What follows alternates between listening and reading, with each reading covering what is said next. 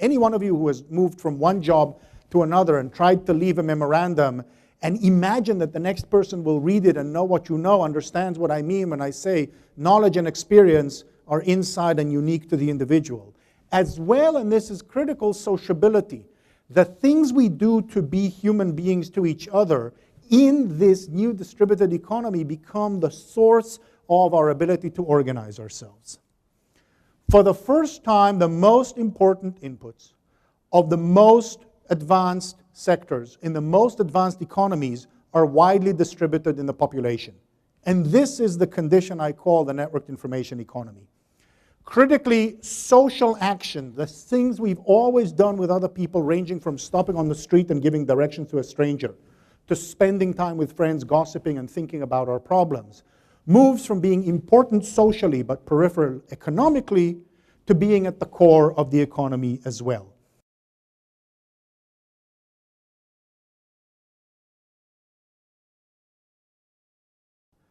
So what do we have? What we have is decentralization of capacity and authority to act. This is what we see when we see commons-based strategies generally, peer production in particular, as well as permeable boundaries between institutions. These are a lot of things to put together in one sentence. So let me say again.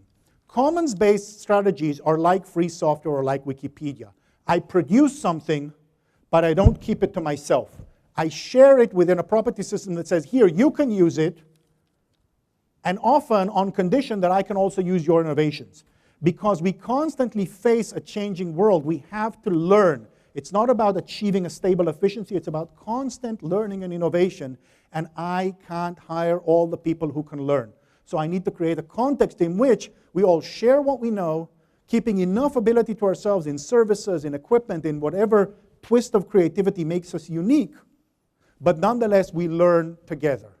This is what happens with commons-based strategies. Peer production is a situation where this happens, and thousands and hundreds of thousands of people collaborate in these spaces as part of their social activity to produce goods.